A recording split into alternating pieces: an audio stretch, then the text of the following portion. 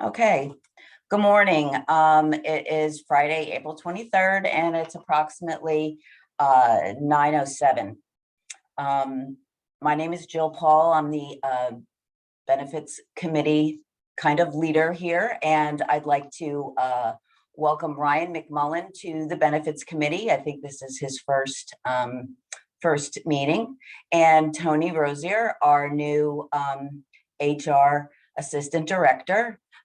She's been with our team since January, and we're very happy to have her. For the last couple of years, the benefits team has administered a short benefits survey at the beginning of the year to assess the open enrollment process and acquire employees' input on benefit topics. 2020 was a challenging year, but we did send out the survey to all employees and to retirees that participate in medical, dental, and/or vision insurance. We asked 7 questions, 4 of which the employee or retiree was selected. They had to select a rating between strongly agree to strongly disagree. And there were 3 open-ended questions that would require a response. We received 219 responses via the survey site and mail-in responses. This equates to somewhere between about 12% of the benefit eligible population of employees and retirees. When responding to the question asking if the employees were satisfied with our health plan, we had 75.8% either agreed or strongly agreed. When responding to the question asking if employees and retirees had the opportunity to ask questions, get information, and make changes during open enrollment, 78.8% either agreed or strongly agreed. The third question we asked is if the benefits highlight book contained all the information needed to make informed insurance decisions and selections, and 67.5% either agreed or strongly agreed. The fourth question asked if the employees or retirees knew who to reach out to if they didn't understand their benefits, and 82.6% either agreed or strongly agreed. So regarding the open-ended questions, we received some good feedback on the concerns the employees have and what to focus on in the future. When asked about what options, changes, or enhancements to benefits employees would like to see, the most common responses were, of course, lower the cost of benefits, lower deductibles and copays, and some areas that we might be able to take a deeper dive into was someone suggested that we look into covering fertility treatments, possibly offer a high deductible plan with an HSA, or offer a monetary incentive for opting out of health insurance altogether. Since 2020 was the first year for our Motivate Me program, we wanted to address participation in the program and if the utilization of the program and if the employees had noticed any improvement in their physical or mental health by utilizing Motivate Me in the clinic. We received positive feedback from employees that used the clinic regarding Motivate Me. One employee stated that the Motivate Me program forced them to get a physical and other screenings, which uncovered underlying health issues that are now being treated. Others enjoyed the convenience of having a PCP and free medications. And one employee commented on the fact that they were very happy that they could get COVID tested and get a rapid result. And another employee stated that they thought the staff was very nice and very responsive. All great things that we want to hear. All in all, we're going to continue to promote Motivate Me and wellness initiatives and continue to communicate benefit changes and updates in a clear and timely fashion to employees and retirees. We will also continue to encourage employees to reach out to HR if they have any questions regarding benefits or billing questions. So Sean is here from Gehring, and he is going to provide us some more information regarding our medical claims experience, our plan utilization, some COVID-19 reporting, and some more in-depth statistics and utilization of our Motivate Me program. Sean? Great. Well, thank you, Jill. Good morning, everybody. Thanks for quote unquote getting together virtually this morning. I certainly didn't think, 13 months ago we'd still be doing this when we kind of started it, but here we are. Definitely miss seeing everyone and having some of those face-to-face meetings. But Joe really gave a great overview of kind of the stuff we wanted to cover today. And obviously, COVID and how that affects the medical plan and the health insurance, I think is probably a question on everybody's mind. So we are going to dive into that just a little bit, look at some of the specific experience for the city, looking back on last year, but also kind of talk about some of the things where people are looking at what the impacts are in the future, in the next year, and the upcoming year. So that's what we're going to kind of hit on today. Before we get started, and I put some stuff up on the screen, does anybody have any specific questions before any of that they want to ask or make sure we address in that as we go through today? I see heads shaking, the heads I see. So we'll go ahead and dive in. So if anybody has any questions along the way, feel free to shout or somebody stop me, because I know I lose a little bit of the ability to see you when I put this up. So let me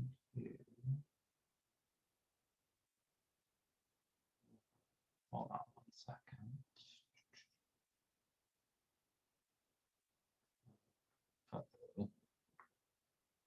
Jill, do you have, oh, there it is. Never mind. It's Friday morning. I apologize. All right. How's that? Can everybody see the PDF there? Yep. See Steve's head shaking. Okay, good. I think we're in. Yep. So as Jill said, this is kind of our agenda. We'll dive right into things. I know Jill attached this to the invite, so some of you may. All right.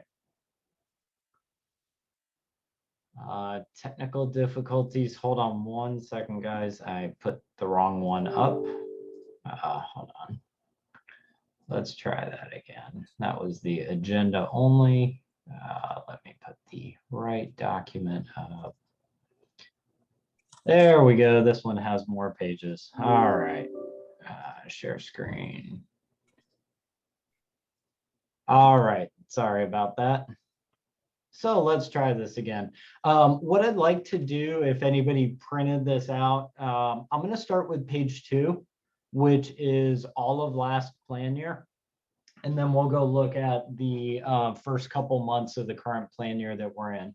So one thing for those of you that have been on the committee for a while, we did make a little change to the claim reporting. The top half is really what you're used to seeing.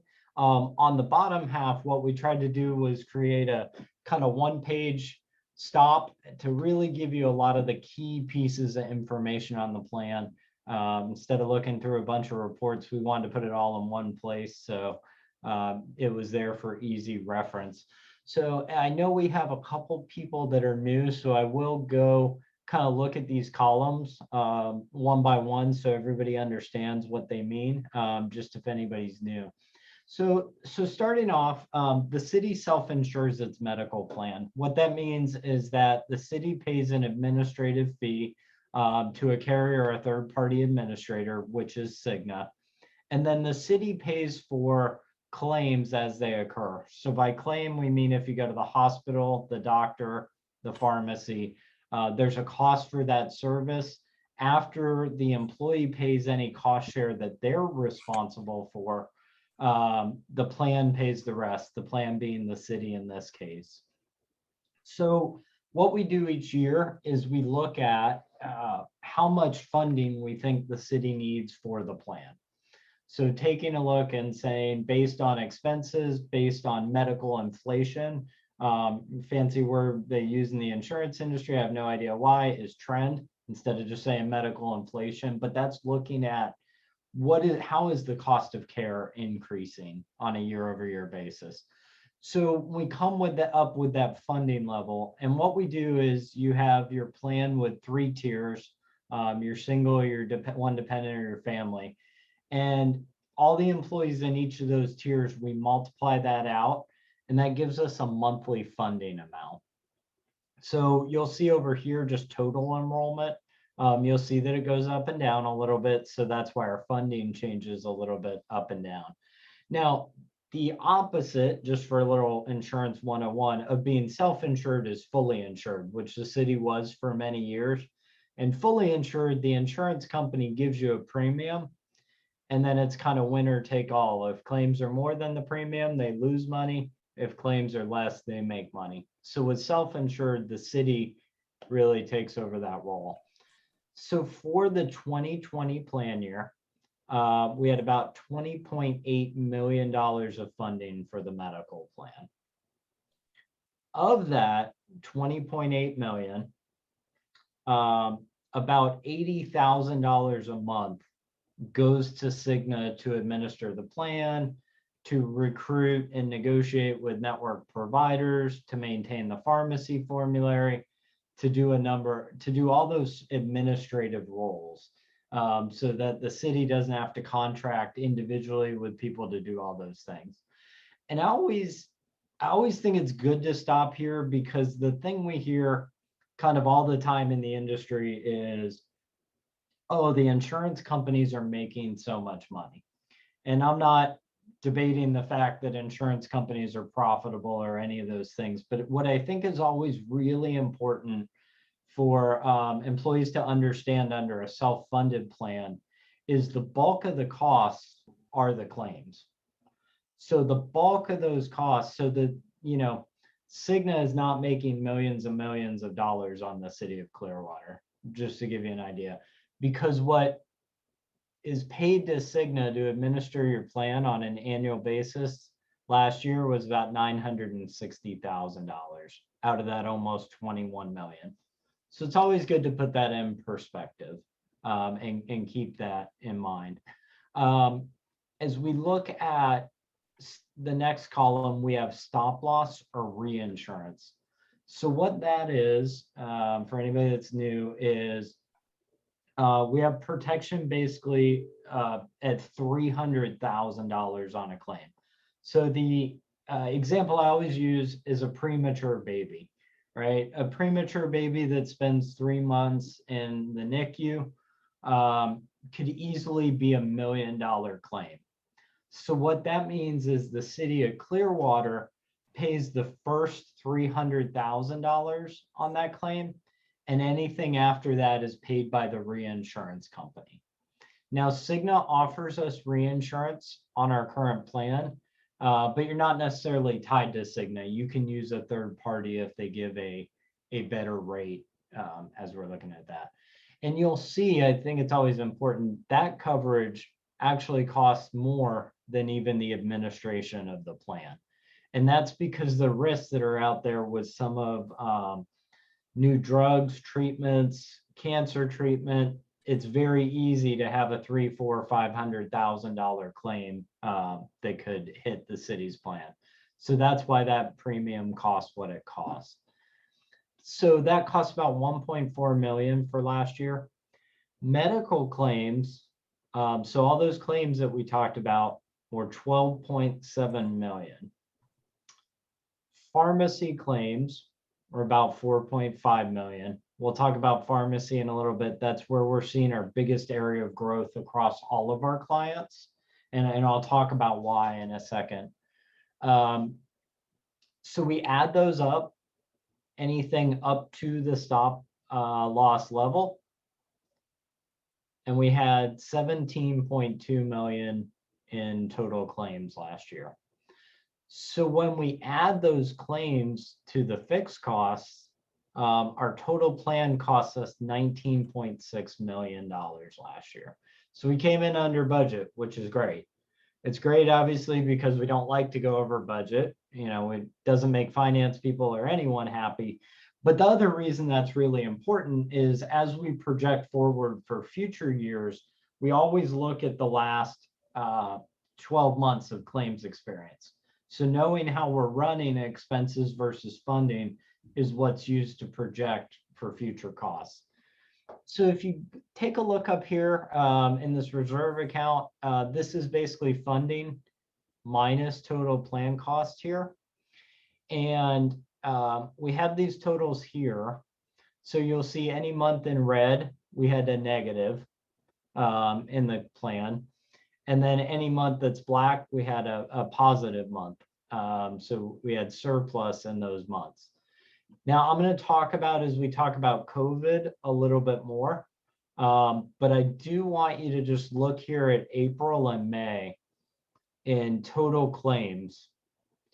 You will notice that in those months, we're about $400,000 to $500,000 lower than our average for the rest of those months. So if you take a look, most claims that are paid in a month generally incurred a month or two before. So April and May was really when everything was shut down for COVID. We still had people going to the hospital. There were still essential services, but a lot of our elective surgeries, a lot of testing, those didn't happen during that time period. So we got a little bit of an artificial boost in April and May of last year, where we had pretty substantial surpluses for those months. So that definitely helped things. The other thing that you will see down here is pharmacy rebates. So any drug that is filled on the plan that's a brand name drug, there's a high probability that it has a pharmacy rebate. And that is basically a refund from the manufacturer to the insurance company for allowing that drug to be on their formulary. Drug pricing transparency is a hot topic in Washington right now. This is part of why. So the way it might work is, let's say there's a drug that's $1,000 a month. That manufacturer, even though they charge $1,000, might give the insurance company $200 back every time it's filled. So the real cost is only $800. The reason that's also been a hot topic is there's been some talk about, should the consumer get some benefit of that, right? Should the consumer get that money maybe up front, at the pharmacy? So that's one of the topics in Washington. The challenge with that sometimes is, if you look at the city of Clearwater's plan as an example, you still have relatively low pharmacy copays. So the city is paying the bulk of the cost of that drug. Now, if you flipped, Jill mentioned a high deductible plan. Well, on a high deductible plan, we have one at Garing Group. If you have a drug that costs $1,500 a month, that's what you have to pay on a high deductible plan, is that $1,500. So that's really where some of that discussion has come in, is should the consumer get the benefit of that? Story for another day, but it's been on the news. So I want you guys to at least know, in case anyone asks you, as a representative on the committee. So the total pharmacy rebates last year, so Cigna passes those rebates onto the city of Clearwater. The total pharmacy rebates were $900,000 that came back. Now, these are actually for the year before. They get paid in March. So we get them the subsequent year, but we're kind of counting them based on the year they come in. And the thing that I think is interesting about this, to my earlier comment about the insurance companies making money, if you take a look at the $900,000 in pharmacy rebates, it's almost like they administered your plan for free. So keep that in mind as people talk about the high cost of insurance. Why is that relevant? Well, that's relevant because our high cost is this. It's the claims. So I always like to keep that in mind. So the last thing we look at here is claims per employee per month. So we divide out, what we do here is we divide out the claims each month divided by the number of employees on the plan. That way, if you lose or add employees, we know how that trend is running. So $857 was our claims per employee per month. Does anybody have any questions on that section? That was kind of the long part. Now we'll go to the quicker part. So just on this dashboard, what we have is over here on the left, we have a look at what is that cost of funding as a percentage. So 89% last year. So 89% of what we budgeted is what our costs came in at. This gives you a little idea of a breakout of costs over the years, split up by those factors and then added together. So take a look. I know it's small, but you can actually see here 3 years in a row, medical has gone down. So that's fantastic news, right? Everybody give yourself a pat on the back for that, because that's good. I mean, that's pretty much, that is against the overall averages of the market to be going down in medical claims right now. Last year, you could say maybe a little bit of an anomaly, but on average, the market in Florida is still going up, 7 to 9%. So use that as your benchmark. Pharmacy, you'll see, is going up. I'll talk about that in a second. Fixed costs relatively flat. So you had a little bit of an increase last year with the pharmacy. And if you can't dissect the little graphs, here's a better summary. So year over year, we had a 1.4% decrease in medical claims. We had a 24.8% increase in pharmacy costs. Sorry, not claims, but claims costs. Couple things going into that. There's a lot of higher cost drugs coming out in the market that are driving that up. A number of them around cancer, a number around diabetes. So there's a lot of brand name drugs that are replacements for insulin. So people are going off insulin onto these high cost brand name drugs, and that's driving the pharmaceutical cost up. We had a little bit last year. It seems like a long time ago. It might be hard to remember, but we also remember we had this fear of, was there going to be a drug shortage because of the pandemic? So we also had some fill limits removed. So people rushed out and got a lot of drugs filled up. So they had them in the medicine cabinet. So we had a little bit of a spike from some of that as well. But that's driving it. And the last thing that is driving things overall, if you guys have seen the commercials for like Humira, Stelara, some of those were originally rheumatoid arthritis drugs. They're biologics, it's an injection. And what's happened is they found other conditions that those can treat. So Crohn's, ulcerative colitis, psoriasis, all these autoimmune disorders. So it's not that the health of the population has changed, it's that they're moving more people into using these higher cost biologic drugs. So that's driving costs up a little bit as well.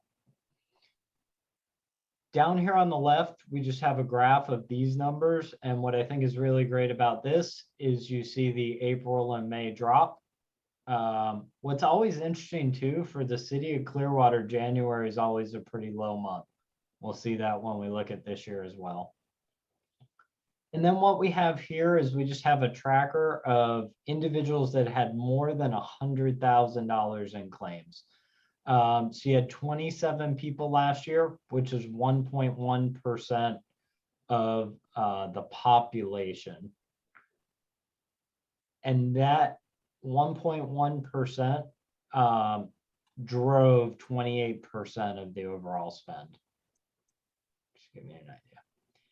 And so over here, just kind of a summary, 4.3% overall increase from the 2019 year. Enrollment was up about 1%, and you had a $2.2 million surplus. So now let's take a look at first 3 months of the current plan year. So first thing is you had a good January, as seems to always be the case for the city of Clearwater. February and March were a little bit higher, so we did have deficits in those months. And I think if you go back and look, the exact same thing happened last year, February and March. So the city, because of its size, it's very, a lot of the claims are very predictable. It seems that, January, which is probably December claims, is always a low month. And I think a lot of that catches up in February and March. So overall, we got the pharmacy rebates for the 2020 plan year. Almost about $175,000 increase in those pharmacy rebates. So pretty good there. Now remember, that's for the whole year. So it's skewing these numbers a little bit because we're not going to get any more pharmacy rebates for the rest of the year. But overall, the plan though has a slight surplus year to date. What we did down here, because those pharmacy rebates would really skew it, is in calculating this percentage, we prorated them. So we took this number, divided it by 12, and we've added 3 months in, and we'll change that each month. So it gives you a real accurate snapshot.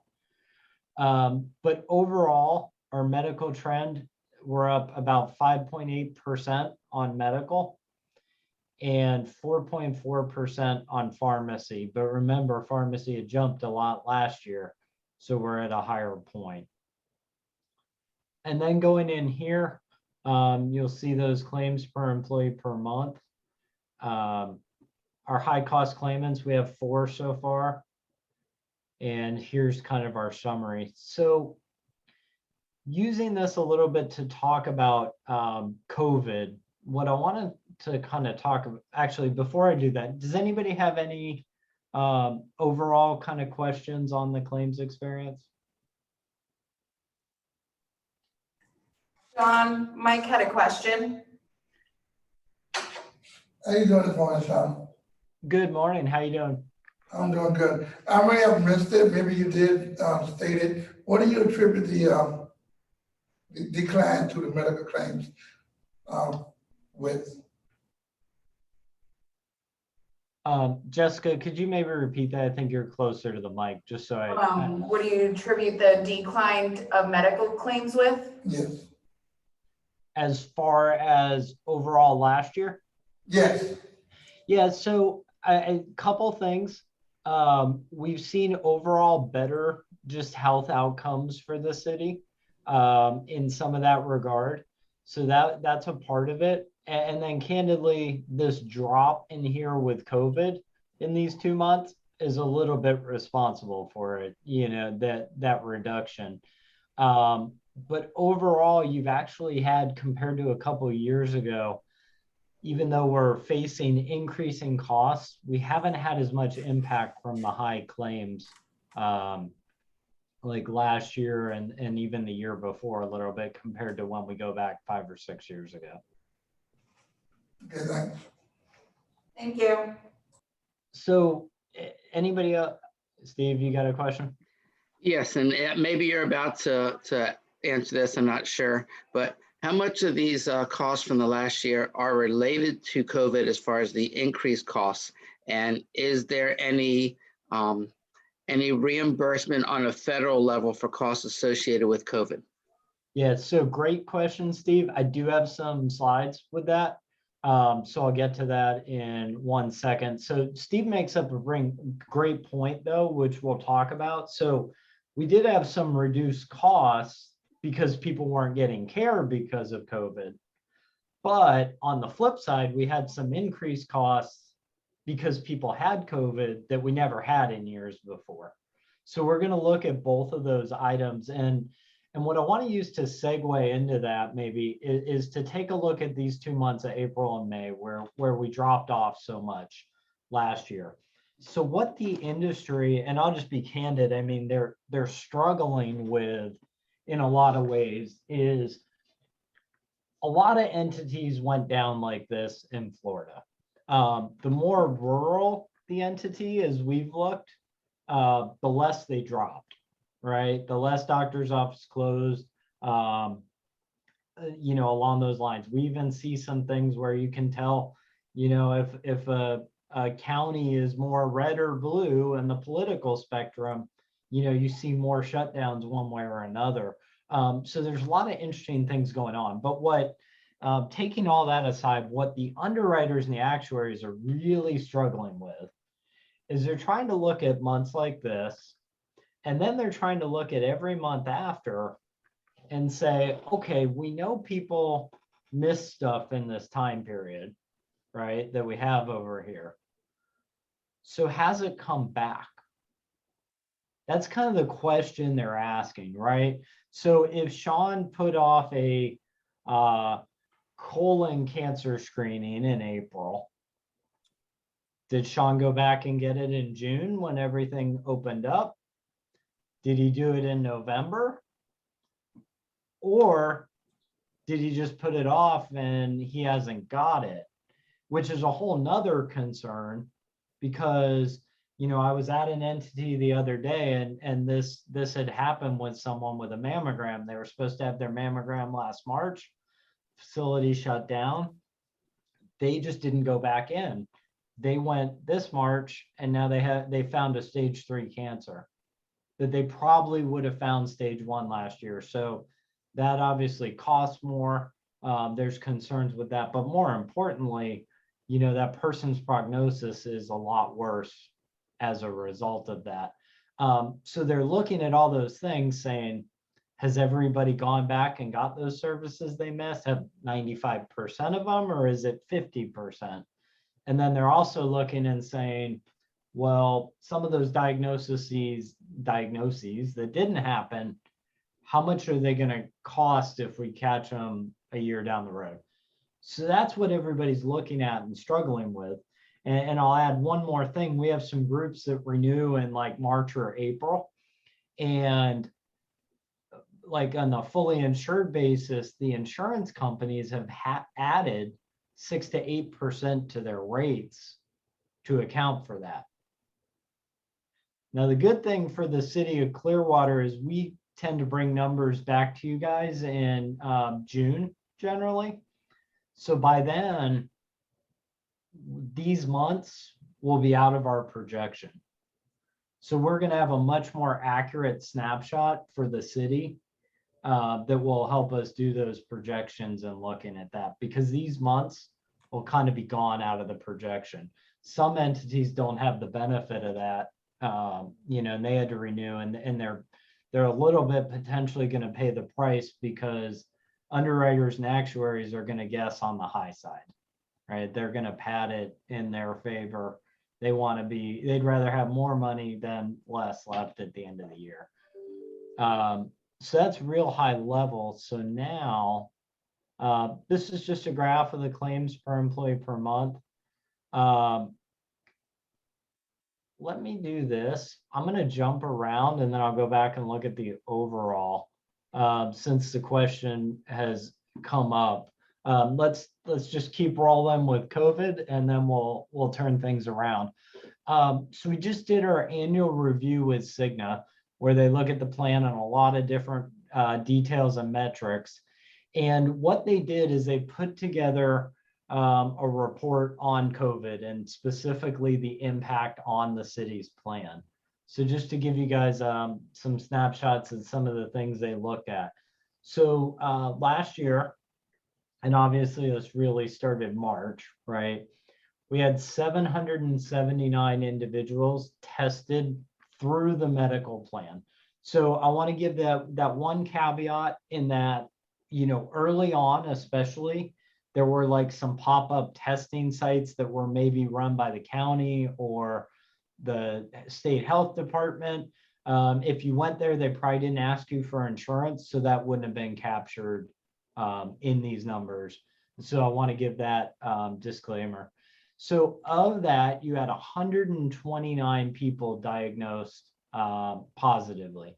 100 were employees, 16 were spouses, and 13 were dependents. The average age of those diagnosed was 40. And this is just a good place to kind of mention. So when you look at COVID and you look at some of the way it impacts people's health, the older you get, obviously, the more at risk you are of severe complications. Not that somebody young can't have it. So that average age of 40, we know that it's probably skewed in some regards, because we know there's some younger people that were probably asymptomatic with COVID. There may be some older people that were, and we know that there's some younger people that maybe didn't even get tested, even though they thought they had it, because it impacted them in a very minimal way. So that could be skewed a little bit high. 65% male, 35% female, which is interesting on the split. And 51% had chronic conditions. So why is that important? You know, there's definitely ties if you have something like diabetes, you know, if you're overweight, hypertension, some of those things, heart conditions, it can potentially impact you more. So you had 11 individuals hospitalized for COVID for a total of 79 days. So the average length of stay was 7 days for somebody with COVID, which is interesting, pretty long. So that's noteworthy. And you had 15 days where at least one of those people was in the ICU. So what does that mean numbers wise? So you had about a 5.1% prevalence rate. The Cigna norm is 3, just to give you an idea. And this is also for public sector in the state of Florida. So you were a little bit higher than the norm. Interestingly, your positivity rate was really right in line with everybody else. And Stephen, to your question, 561,000 was what the plan spent for COVID last year. And that was 2.9% of the overall spend. So I think, does that answer your question, Steve? Pretty much. Is there any federal funds and reimbursement that goes to plans or insurance companies or anything like that, or even us? Yeah, so Okay, so Bill or Jennifer or Tony might have to jump in here, but they're, you know, so the reimbursements, my understanding is they're flowing down kind of through the counties. So we have a lot of groups who we provided reporting to the group to provide to the county. And I think Jay's on, I can't see the full list, but so some of that I know can get submitted potentially for reimbursement. I don't know if anybody's been reimbursed for testing expenses yet, but we have been providing some of that data in the hope that maybe there'll be some money. Although I will say it's largely in the testing area, and that when you look at this is the bulk of your cost probably is still that hospital admissions. Yeah. Hey, Sean, I'll jump in here real quick. So we have been submitting it. I don't think we've gotten anything back yet, but a majority of the stuff that is eligible for reimbursement is the preventative stuff. So like the PPE and that kind of a thing, and the testing, like Sean is saying, I don't think the hospital expenses will be eligible for reimbursement. This is Jay. We have received reimbursement from the county for what we submitted. We had about $64,000 worth of lab tests and lab testing materials that we received reimbursement for. Oh, great. That's good news, So, Jay. yeah, it's not a huge number. Again, it's just directly related to the testing. That's good to know. I may have to call you after, Jay, because some of the other counties are not liking that report. So it sounds like Pinellas County was okay with that. So that's good to hear. Well, they paid us very quickly, so they could come back asking for it back potentially if they don't like it as they review the detail, because they were very quick in paying us everything that we requested. Okay, great. So a couple other things. So what they also looked at is, you know, that shutdown, what did it affect, right? So PCP visits were down about 5%, which, by the way, this is a lot lower than most of our other groups. Specialist visits down only 1%. Admissions to the hospital down about 17%. Emergency room down 11%. So I think one good thing with emergency room is if you thought you were going to an emergency room where a bunch of people had COVID, you really questioned whether or not you should go to the emergency room. So I think that drove some overall better utilization. Urgent care, so a lot of those people went to the urgent care instead, so that was up 42%. Outpatient surgeries actually went up a little bit because more of those services moved outpatient. And then virtual care, which we'll talk about, a 553% jump in virtual medicine, virtual care. So that was pretty good. So what Cigna also did here is they graphed out a lot of those services. And here's what I think is really important is look at this big spike in outpatient surgeries and then kind of the return to normal. You see the drop in here. So what does that tell us? What that largely tells us is the city of Clearwater employees in terms of their care have gotten back to normal. Some groups haven't had this spike, but they had this drop. So the question is, when's that going to come back? It looks to us, looking at all the data, that the city of Clearwater largely has returned back to normal in terms of seeking care. So what that means is those carriers that were loading 8% to the rates, as an example, we don't need to take that kind of measure. So that overall is good news. So as we take a look at that. So I'm not going to spend a lot of time on this slide, but this just looks at COVID risk factors. So some of these other conditions, how many people have are at higher risk if they get COVID. So you have about 54% of employees and 48% of overall members are at higher risk of COVID, of having a problem with COVID because of those comorbidities. So that's why in everything we do wellness and all those things, we want to look at everything we can do to get after obesity, high blood pressure, high cholesterol, all those things to reduce those risks as much as possible. So the last thing I'll say on COVID, because it's been asked a lot, and then I'll open it up to questions, is people asking about the vaccine. What is that going to cost the plan? So just so everybody knows, the actual cost of the vaccine itself is covered by the government. If you go to a private facility, a CVS, a Walgreens, a doctor's office, any of those places that are administering it, they can submit a charge to the insurance company. There's no charge to the employee for administering that vaccine and maintaining it. Generally, what we've seen is about $19 that they're getting reimbursed in that regard. So just wanted to share that to kind of wrap that up. Before we move on to the other items, does anybody have any questions on that? Steve, I see your hand, I think.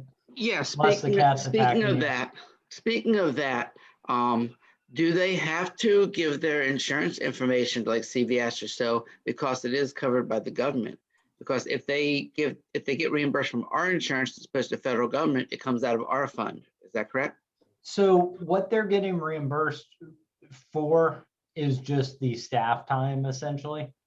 The vaccine, even if you give your insurance, the plan is not paying for the vaccine itself. Okay, our plan is just paying for their employee time for doing it.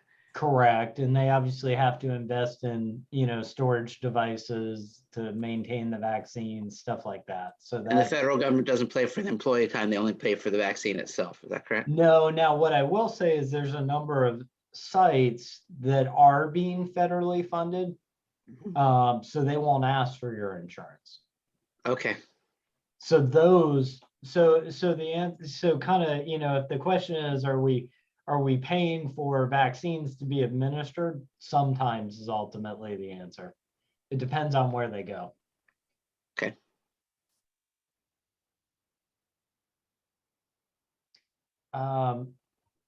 So taking a look here, I'm not going to hit on all these things. This is from the Cigna annual report.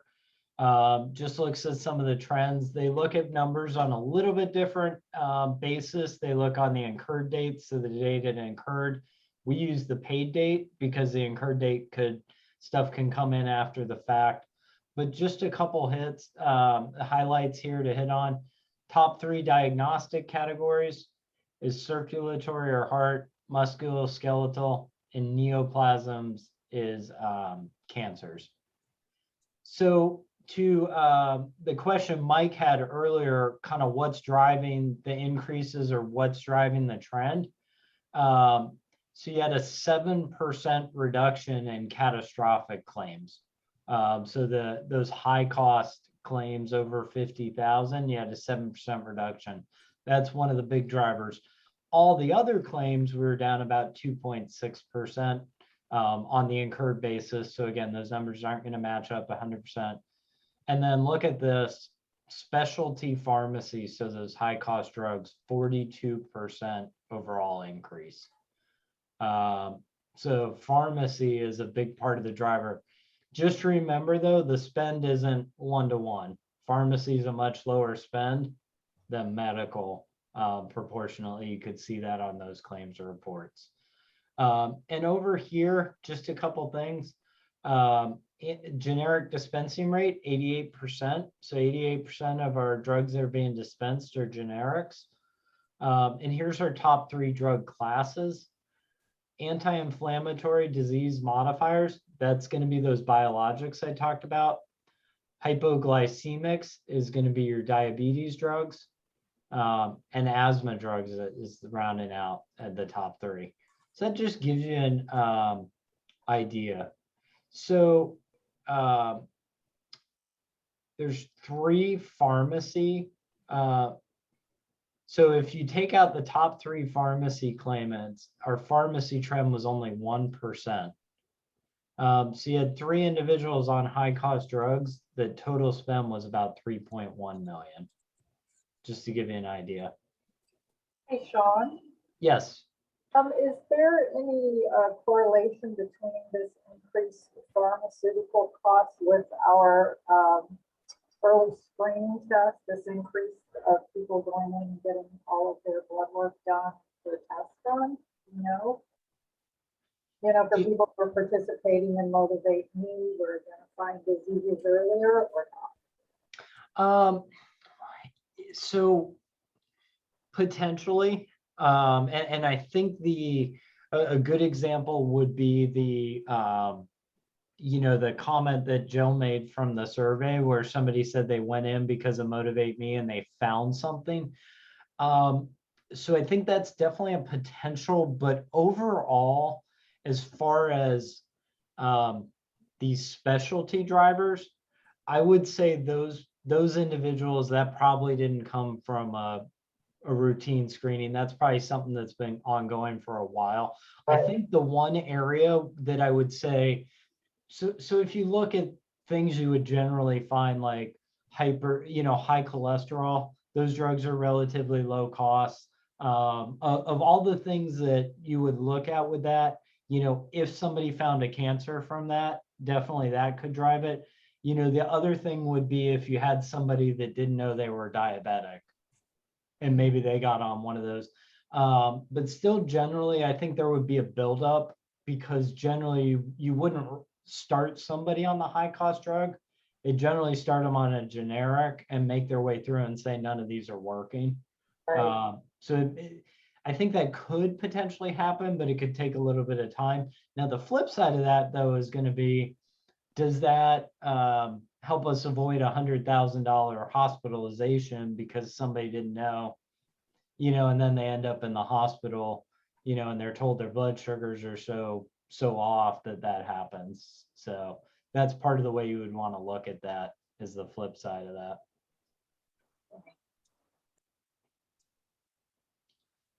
So this is just some pharmacy insight, some more information on some of the spend. Here's what I think is really to the question even that Gina just brought up, which I think is really something good to look at and take a look at. So what an insurance company looks at is what they call a compliance rate. And using my real simple example of hypertension, if I'm diagnosed as hypertensive and the doctor prescribes me a blood pressure medicine. So that gets tracked. If I fill that script every month or every 3 months with my supply, they can't tell obviously if I'm actually taking it, but they're assuming I am. They look at what they call compliance rate. So do I take the medicine that I've basically been told I should take? And over on the right, you have the Cigna norms. And over on the left now, we have the city of Clearwater. And you guys are now way above the norms in that. So one thing we started doing to look at this, it does affect this a little bit, is we started submitting the data through the clinic into the medical plan. But what I think is so noteworthy and important here is across the Cigna book of business, only 72% of diabetics are filling their meds. The city of Clearwater is now 10% higher than that, which is great. So that ultimately hopefully leads to better outcomes, less hospitalizations, lower costs down the road.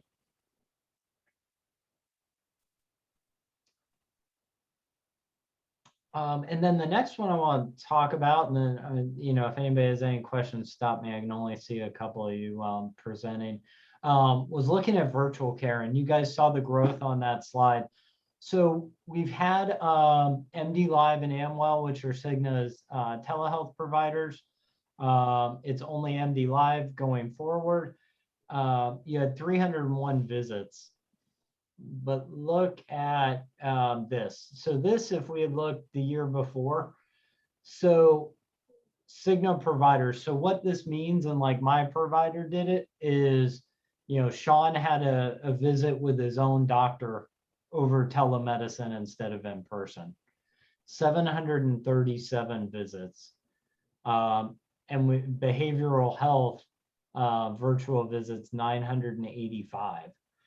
We saw a big increase in behavioral health with the pandemic. But overall, why I think this is important is my hope is that what the carriers did is they largely, where they used to not pay providers as much for a virtual visit, they brought those reimbursements much more in line to help the providers. So what my hope is that more people will be able to have these virtual visits with their providers going forward. I'll give you an example for a family member. They had to go every 3 months to get a prescription refill and see the doctor. 45-minute drive each way. They generally wait in the lobby 30 minutes and then have a 5-minute visit with the provider. And now they're able to do that virtually, meet with their actual provider, and it takes 5 minutes out of their day. So I think one of the good things that may come out of the pandemic is we hopefully see providers embrace this technology more, which I think gives people more time in their day back. I think it also makes them more likely to actually have that visit in that regards. So does anybody have any questions on those parts? And then I'll get to kind of our last section here. All right. So last thing, and kind of to the questions, we made a big emphasis on Motivate Me, and looking at, preventative care, looking at trying to get ahead, identify conditions, looking at some of these things, make sure people get their well visits, make sure they get their testing. And the first thing I'll say is if we look overall, everybody was way down last year collectively because of COVID.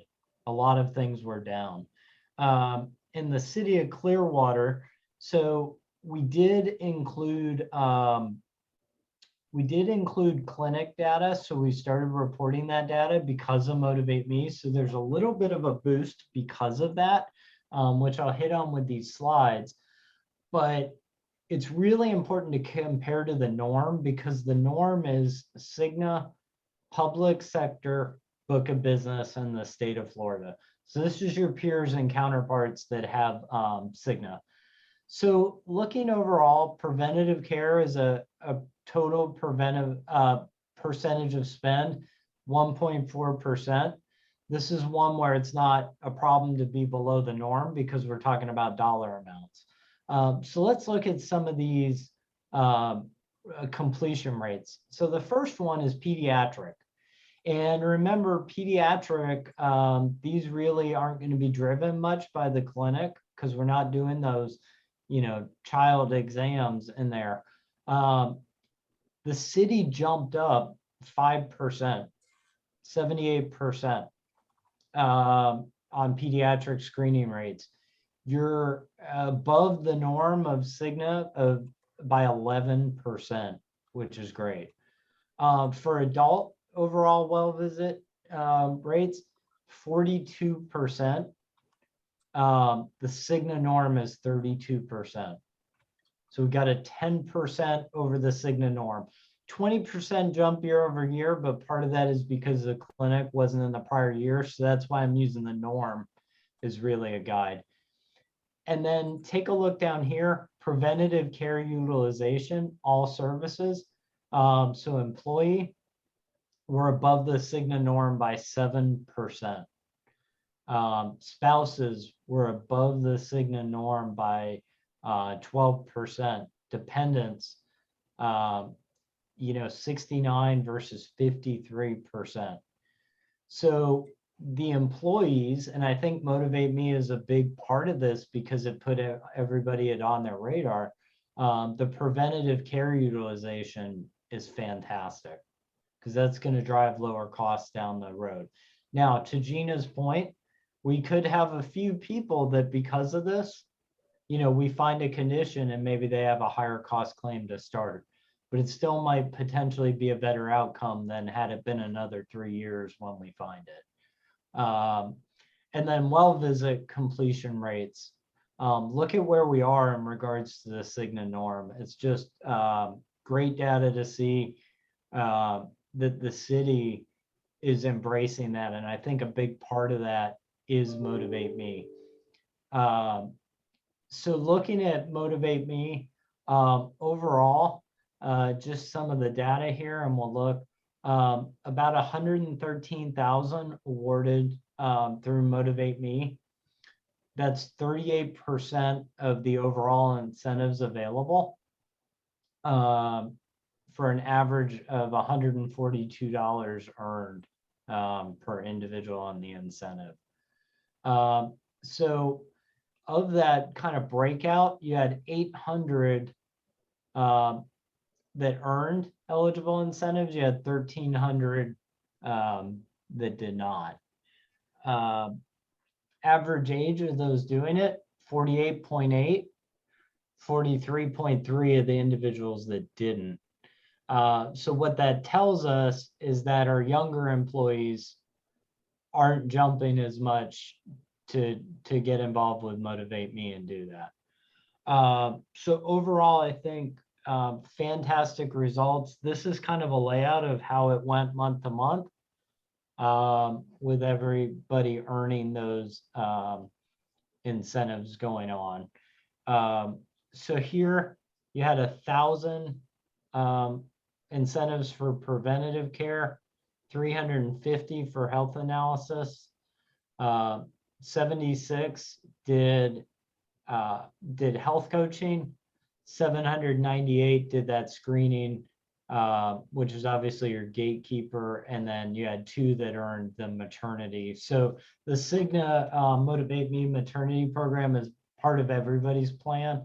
So that's something that sort of operates in its own silo. But that's just kind of a real high level overview of Motivate Me. And I think, overall, very good results for year 1. In general, we can always do better and we always want to do better. I think given the fact that you had this during a pandemic, don't discount that. I think the results, are probably, I think you had some people probably that would have done it that maybe lost sight of it a little bit during the pandemic with everything else going on. So I think potentially you see those numbers go up a little bit more this year now that we're hopefully a little bit more back to normal. Yes, Steve. So I think there might be a slight difference in the actual numbers compared to what we're seeing on here based on police and fire, because we do our comprehensive annual medical screenings each year. I don't know if Joe has the numbers as to what percentage of police and fire go do Motivate Me and the wellness visits as compared to other people in the city. But I know there's a lot of people in the fire department, at least, that don't really look at that for the extra $100 and some odd because it's considered a second, less comprehensive medical screen than we currently get. So what you may actually have is a lot more people that are doing, based on police and fire, doing comprehensive wellness visits, but it's not reflected in here.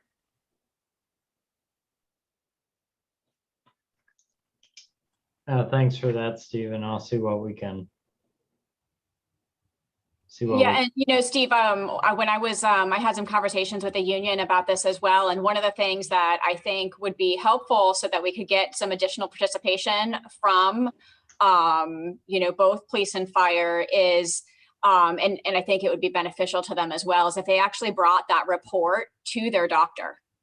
So they don't have to repeat anything that was done. They just have an actual face-to-face meeting with the doctor where the doctor goes over those results. And that, I'm sure, I don't want to say I'm sure, but I think that could count as their annual physical, which would then be a trigger, for that gatekeeper meeting and then qualify them for it. So I think it's an education piece that I want to work on with police and fire so that they do that. I do know that I've been successful with that in other cities where that did count as an annual physical by bringing that. So again, we don't want you guys to have to repeat that stuff, but it is, again, beneficial to have that conversation with your physician because it's not a doctor that's reviewing that stuff. That's at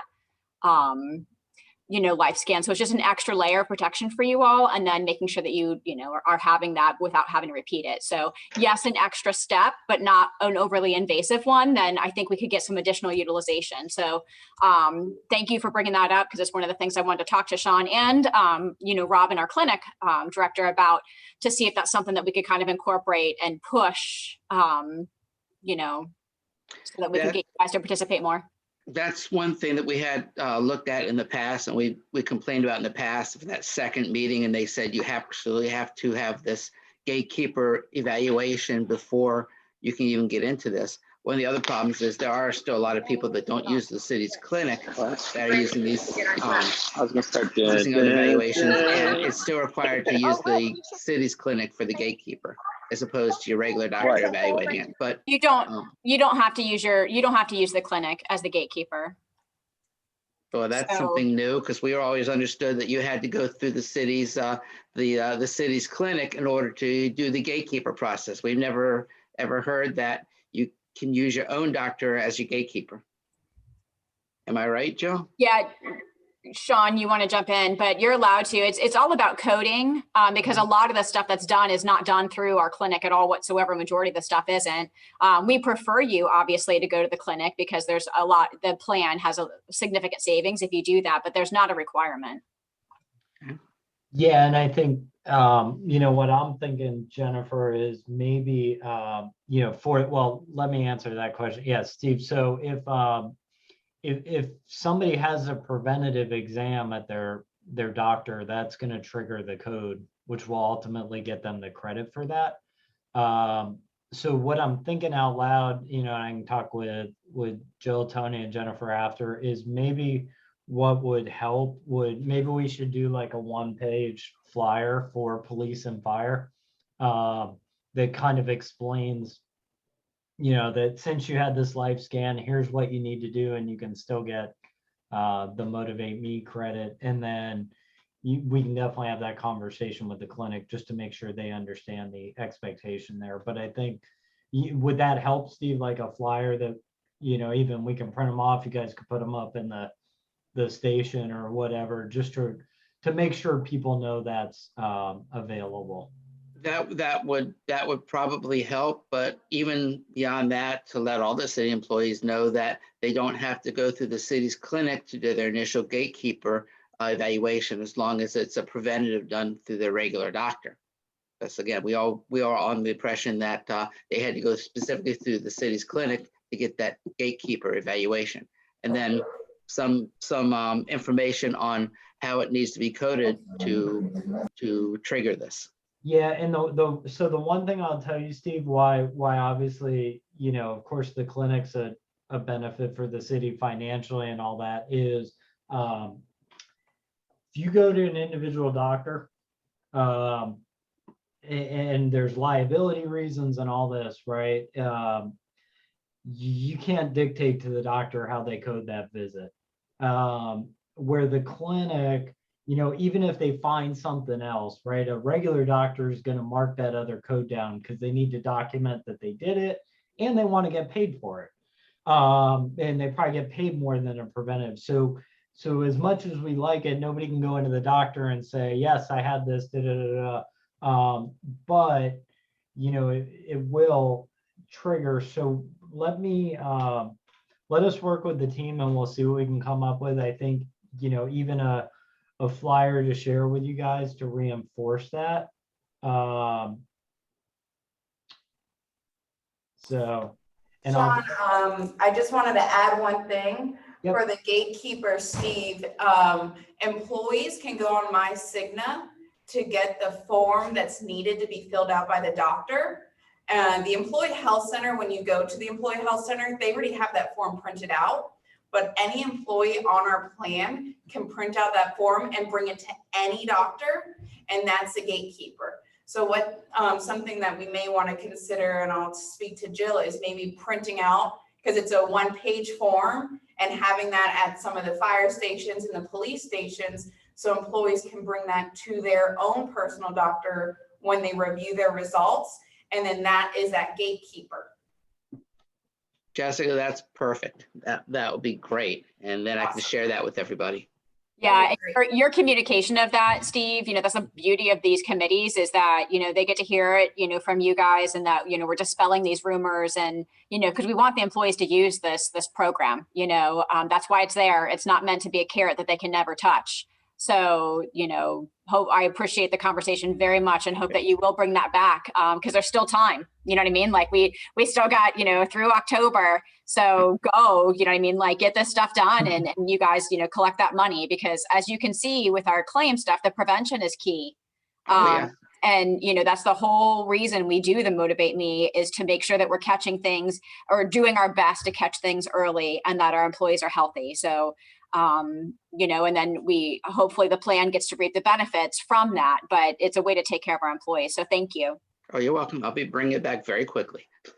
Yeah, and I think, on that, Steve, though, I think we also want to promote to people that the probably the seamless, easiest way to do that is definitely through the clinic, because it just, we'll brief them on the screenings that you guys do and make sure they're aware. But I think what can happen is, that I've seen with people with the life scans before, is they go and bring it to a regular doctor and they still order a bunch of the other tests again. So then you're causing yourself a burden. You're causing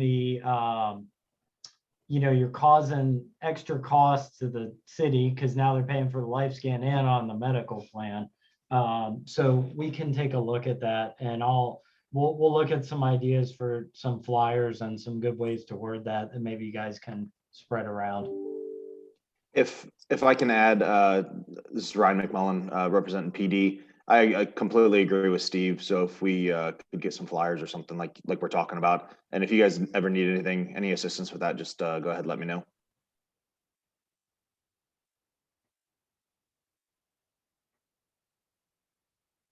Thanks, Ryan. All right. So the only other thing we really had, and I pulled the document down, is just to give you guys an idea of timing. Generally we've been back with the committee in June to talk about funding, renewal increases, potentially. Overall, the plan's running well. So we'll be back, late May, early June, probably to look at updated numbers and to start talking about renewal. Jill, is there anything you want to add on that? I just wanted to let everybody know I'll be sending out the deck to all the benefits committee, members. And if anyone has any questions, just let me know and I can help answer them. But like Sean said, we'll be back in about a month and a half with more information regarding the renewal. Well, all the slideshow that and all the forms that Sean just showed us, will those be on Benecheck or on the city site? Yes. Is that, okay. Okay, well, if no one has any other questions, then we'll adjourn the meeting. Have a great day, everybody. Thank you all. Thank you, everybody. Have a good day. Thank you.